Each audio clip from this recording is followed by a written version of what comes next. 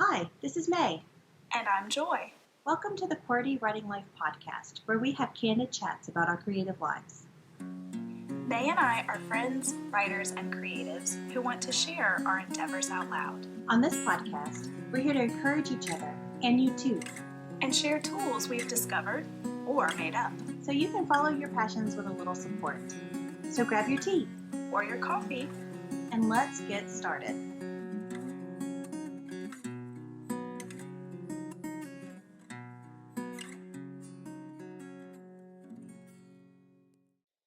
Hello, everyone. Hello, welcome. It is another week, and we are so excited to be here with you today. This is the week of the Women in Publishing Summit. We are in full speed ahead mode with this.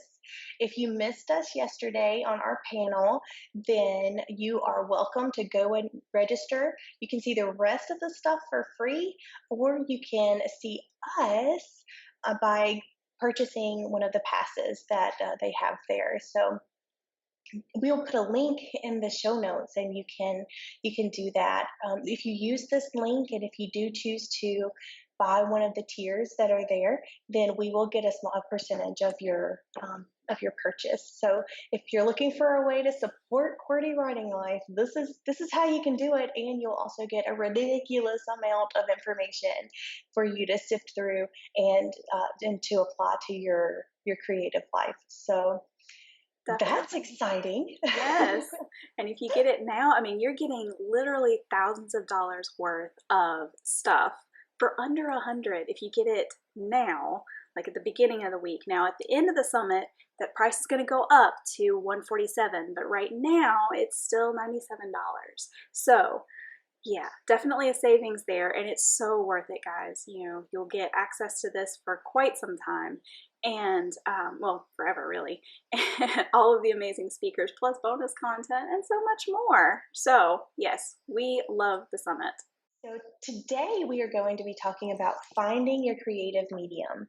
But before we do that, let's talk about our creative weeks. So Joy, what have you got going on this week?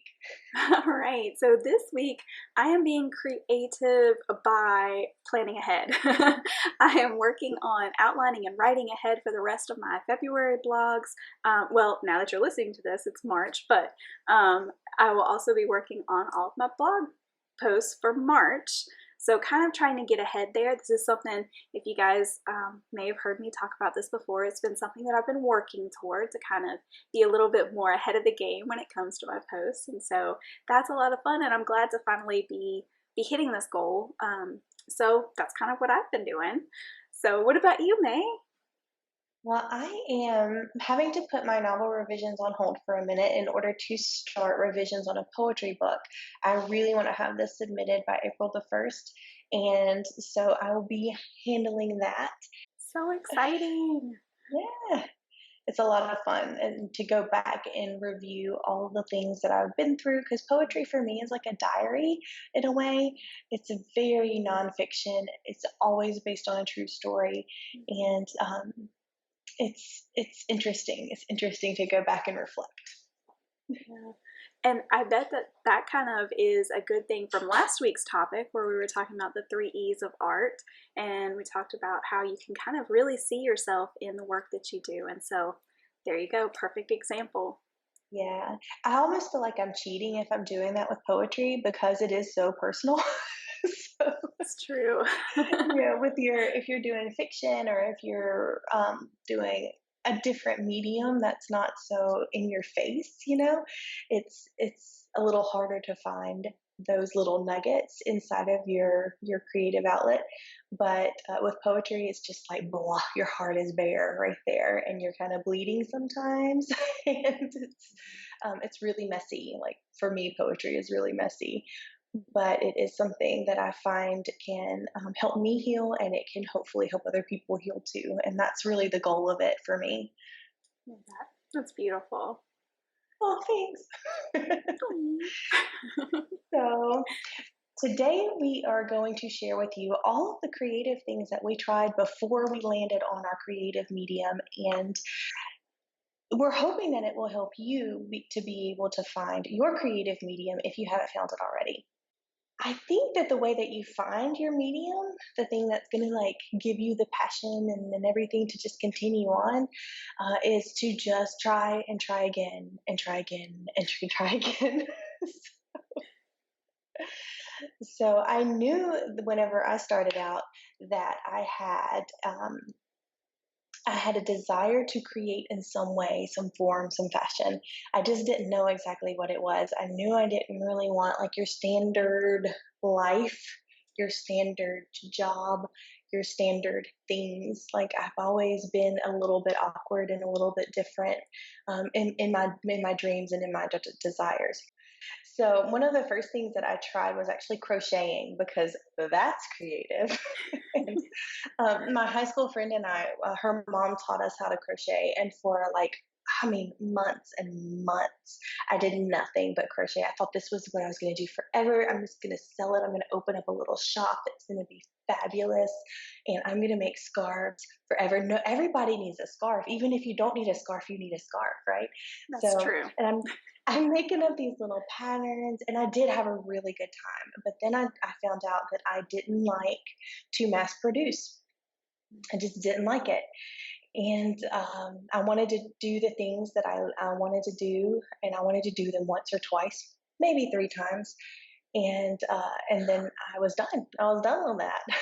and, and then move on to other patterns and things like that. But it wasn't fulfilling. It didn't stick. So that was the first thing that I did. Do you recall the first thing that you tried? Oh, goodness. I don't know. Mine's a little different because it's all been writing and photography related, I feel like, for the most part. Okay. Um, but for me, it was like how I approached those things. Uh, And yeah, so mine's a little bit different. But I did crochet for a while, I will say. did you? I I did. did. I I did did. not know that. Yep, I made the little baby hats. That was kind of my thing. Like, Hmm. I may have done like a pot holder or something like that, washcloth, whatever it was supposed to be. Yeah. but like, I love doing the little itsy bitsy baby hats, and I did a few of those, and then I don't know, I just stopped, and I don't really know why. Yeah. It just didn't stick. It didn't stick. There you go. That's what it was. Yeah, so the next thing that I tried was photography, and I actually did photography for a really long time. I partnered with a friend of mine in high school. We were in college, and we started doing photography together, wedding and portrait photography actually, and we were doing weddings in the Mobile area where she is from, and she just needed a hand, and I got in there, and then I started really loving that. And so I studied a lot about photography, about placement, like portrait placement, and lighting, and how to take candid pictures, and what kind of camera I needed. And I got really invested in that, so much so that whenever um, we got to a point where I was in the Hattiesburg area, which was 2 hours away from Mobile, and then all of the little things, it just wasn't conducive for us to be able to do weddings and stuff together. So we decided that she was going to do Mobile and I was going to do Hattiesburg, which worked out really well for a good while there until it didn't stick. So I got really nervous with photography, especially wedding photography, because what if my camera breaks? What if I lose all of the pictures? What if my computer decides to explode mid Photoshop? Like these things It could bothered me. happen. It really did bother me, and I had quite a bit of investment into the business because I bought a new camera and I bought some like minor equipment and things like that. I was a natural light photographer, so I used the daylight, and so I didn't have a lot of that kind of expense, but there was enough. There was enough in there, mostly time expense because it took a long time to go through all of the pictures that I would take just because I was scared of missing a moment. And and so I'd go through all of those, and then I'd narrow them down, and then I would Photoshop them, and then I would make a scrapbook, and then I would order prints, and it just seemed like this thing. It was always this thing, you know. It was just a stressor that I didn't need. And whenever I started adjunct teaching in the collegiate level for English, I put away my camera for paid stuff. Now, I love um, like landscape photography. I love to take pictures of foliage and natural things. I love to take pictures of my kids. I take pictures for friends who can't afford photography sessions. Like these are things that I love. It moved to a hobby to me, and it was much more fulfilling. If that makes any sense. It does. It makes perfect sense. Our photography stories are similar with that. Yeah. Yeah. What you got? So well, in college, it was always a little back and forth with me about, okay, writing or photography. And I had opportunities to do both in internships and then also in classes and on campus. I worked with both the newspaper and the yearbook. And so I had opportunities to do both. But as I was getting a little further along, closer to senior year and graduation, it's like, okay, I got to make a decision here. I feel like I don't necessarily want to do both, so I need to decide where I'm going to focus. And my ultimate decision was to stick and focus with the writing, and I became a reporter right out of college. But photography was always something that I loved, and I started a business as well with portraits and weddings and that sort of thing. I love natural light too, like all of that stuff. We're so similar with all of that. But yeah, it sapped the joy, especially when it came to weddings. Oh, weddings are so stressful for a photographer because everything that Preach. you said, oh my goodness, what if you miss the big moment? What if something happens to your equipment? All of these things. And then the last wedding I did, guys, it was a disaster. I mean, it was the worst wedding in the history of weddings, and hopefully Were the you, were person who won't, I don't think they'll ever listen to this podcast, but it was horrible. Let me just say, the entire wedding party was drunk from like early in the morning, and nobody was cooperative. Like, there was no way I was going to get any kind of decent. It was bad. It was bad, bad, bad. So it wasn't you that was the disaster. No, I rented extra equipment. Like, I even had my husband helping me out. So we were like, we were going to make sure that we got every moment for these people. And it was awful. Boy, did you get Oh, every moment. oh my gosh. Y'all, just no. Anyway, that's when I decided, no, I'm not doing this anymore. And the thing is, I love nature photography as well. So that's another thing. You and I just need to get together and go out and just have like a photo day. But yeah, That's basically my Instagram page, by the way, guys. it is. It is. She takes such pretty pictures. Oh my goodness. Well, I've got a Japanese magnolia that is just killing it in in my front yard right now, and it's gorgeous, and I can't stop taking pictures of it. It's just, it's dreamy. I agree. So yeah, so photography didn't stick Yeah. with either of us, it seems. No. It's still around though. Like, we use it a lot Yeah. as kind of an accompaniment to our writing, because your Instagram page, you put stuff there. We both do Hmm. stuff like that. But yeah. Oh yeah, and it still is fulfilling, but in a different way. It's not a Mm. career fulfilling. It's just a happy, content feeling whenever I get that good shot that I don't necessarily need. It's just extra happiness. It's lagniappe. It's That's like what we that. would say in the New Yeah. Orleans area. It's that little extra something. Mhm. So my next venture into the creative world was jewelry making. And I love jewelry making. It's super fun.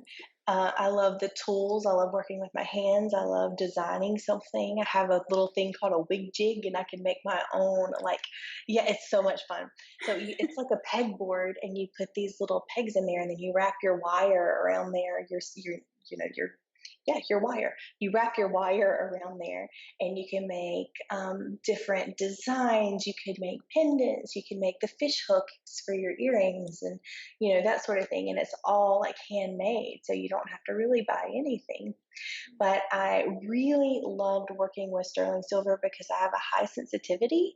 I can't wear nickel, I can't wear brass or copper, and like for necklaces, I really can't wear necklaces that are made out of metal metals that aren't gold or silver, sterling silver, because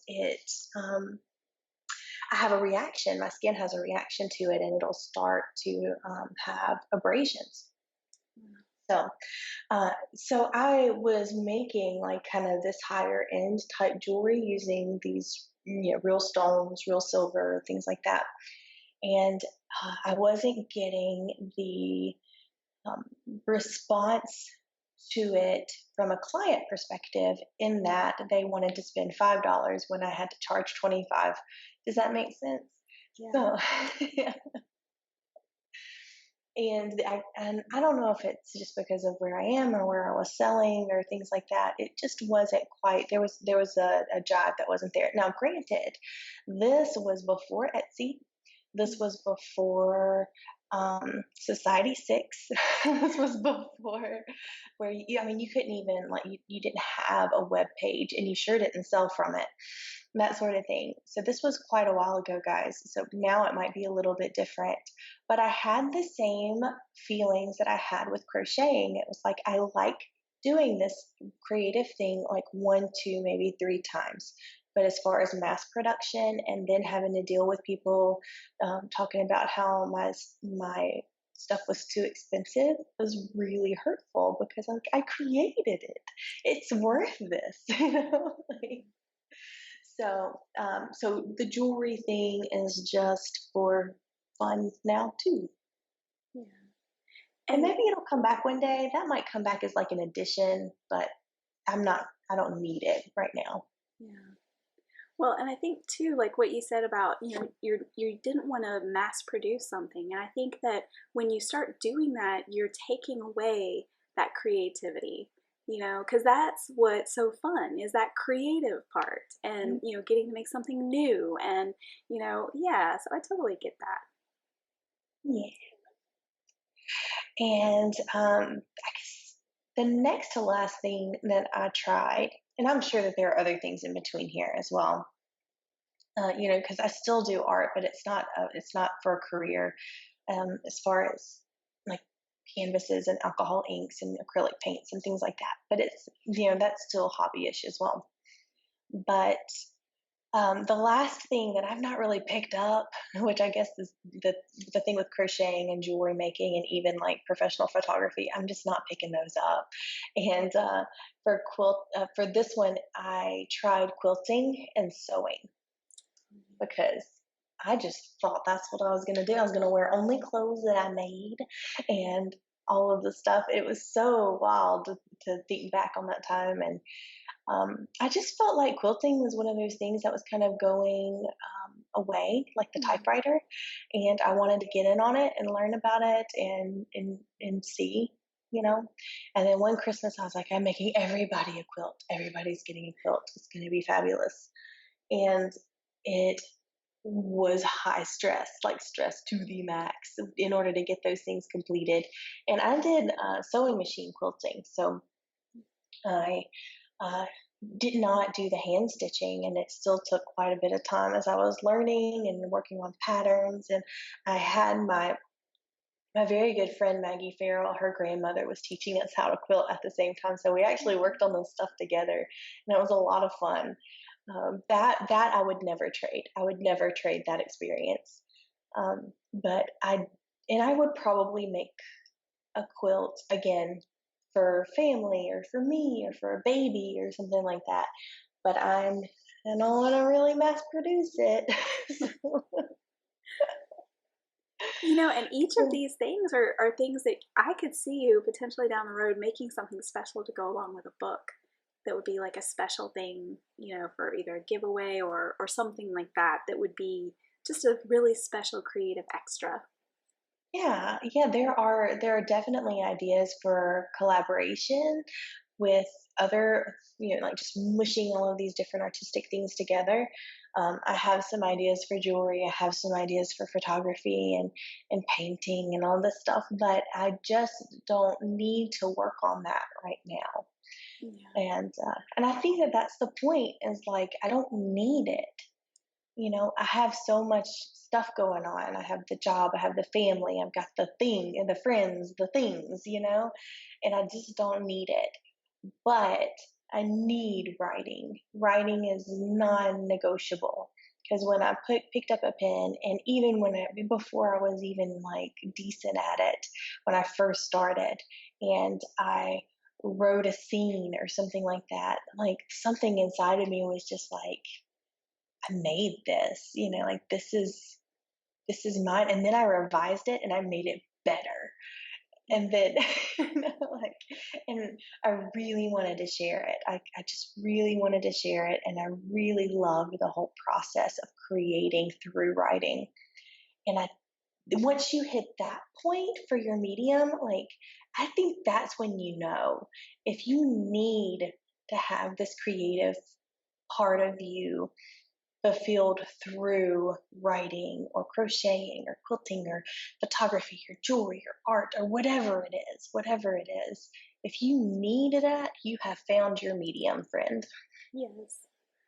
And I think, another way to put it is just, I can't not. I Yeah, can't not write. Like it's like breathing. You can't try to not do it and it didn't work.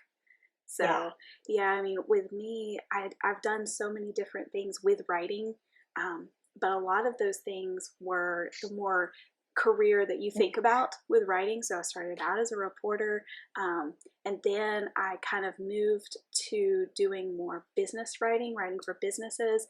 And I do still write for one business, and I have written for her business for, we're at a decade now that I've written for her. And I wow, thoroughly enjoy writing for her and for her business. And I've gotten so much out of it, and it's just been amazing. But I didn't want to write for businesses. I just didn't, like besides hers, like I tried writing for a lawyer. That was a horrible nightmare. I don't really care for lawyers too much, but anyway, it it made me some money. So, that was nice.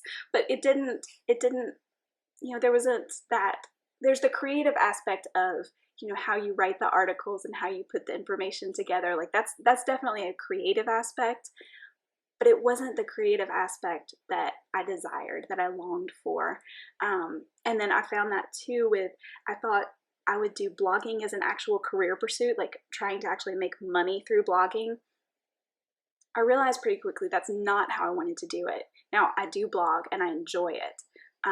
But if I were trying to really, really care so much about the SEO and being found and being out there and having ads and stuff that's going to bring in money and getting a certain number of page views, like that would steal all the joy for me.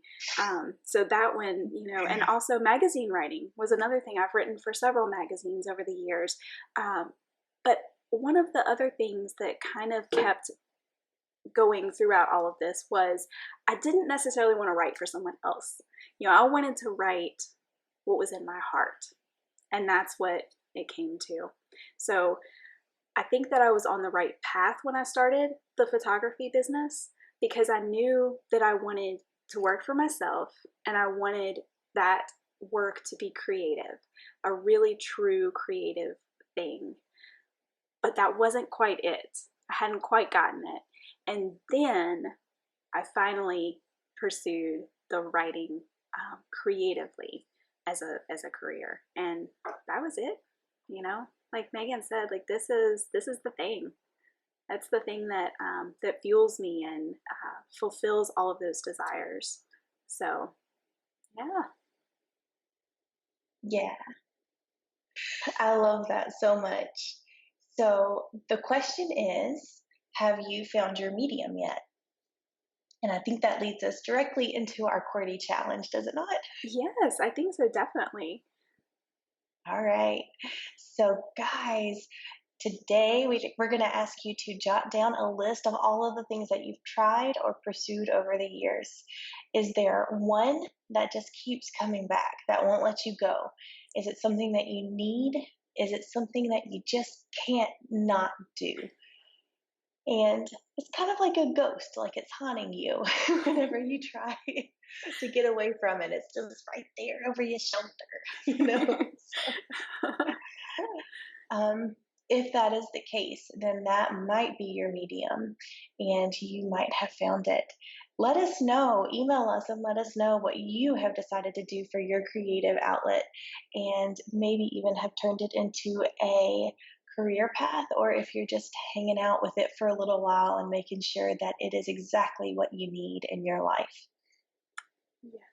Cannot wait to hear all about this and your process.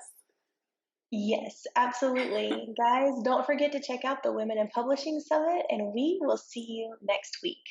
Have a great week. Bye. Bye. Thanks for listening until the end. Seriously, you're a trooper. Do you think QWERTY Writing Life is the bomb? May, you just said the bomb. Don't you censor me. If you think QWERTY Writing Life rocks ice for real, Oh my word. please rate, review, and share us with others. If you have questions about this week's episode or want to start a conversation, you can reach us by visiting QWERTYWritingLife.podbean.com. We'll be back next week with more candid chats for you.